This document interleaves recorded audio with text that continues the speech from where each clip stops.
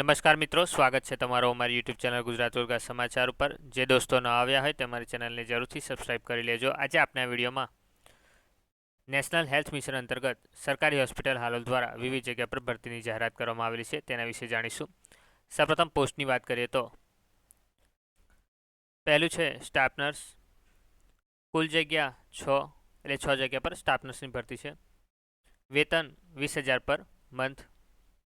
ખાલી જગ્યાનું સ્થળ સબ ડિસ્ટ્રિક્ટ હોસ્પિટલ હાલોલ। શૈક્ષણિક લાયકાત તમે જીએનએમ કાં તો બીએસસી નર્સિંગ કરેલું હોવું જોઈએ અને ગુજરાત નર્સિંગ કાઉન્સિલમાં રજિસ્ટ્રેશન થયેલું હોવું જોઈએ। વય મર્યાદા 40 વર્ષથી વધુ નહીં। બીજું છે ડીઓ। કુલ જગ્યા એક જગ્યા પર ભરતી છે। વેતન 15,000 પર મંથ। ખાલી જગ્યાનું સ્થળ સબ ડિસ્ટ્રિક્ટ હોસ્પિટલ હાલોલ। જેની શૈક્ષણિક લાયકાત ગ્રેજ્યુએટ હોવો જોઈએ અને સરકાર માન્ય કોમ્પ્યુટર કોર્સ કરેલો હોવો જોઈએ। એમએસ ઓફિસ અને ગુજરાતી ટાઈપિંગનો જાણકાર હોવો જોઈએ।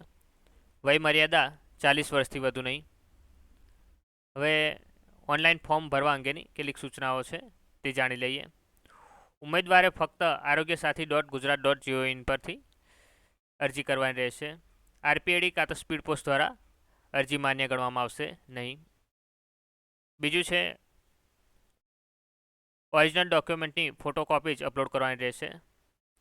દરેક ઉમેદવારે ઈમેલ આઈડી ફરજિયાત આપવાનું રહેશે। ત્રીજું છે અધૂરી વિગતવાળો અરજી અમાન્ય ગણવામાં આવશે। ચોથું, ઉમેદવારો એક કરતાં વધુ અરજી કરી શકશે નહીં। પાંચમું, વય મર્યાદા અરજી સ્વીકારવાની છેલ્લી તારીખથી ગણવામાં આવશે।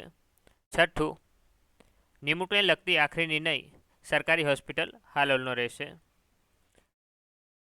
જેની એપ્લાય ઓનલાઈન કરવાની છેલ્લી તારીખ 4/8/2024 છે। ઓફિશિયલ નોટિફિકેશન અને એપ્લાય ઓનલાઈન કરવાની લિંક તમને વિડીયોના ડિસ્ક્રિપ્શનમાંથી મળી જશે। આ વિડીયો લગતી તમારે કંઈ પણ ક્વેરી હોય તો તમે મને કમેન્ટ બોક્સમાં જણાવી શકો છો। ધન્યવાદ।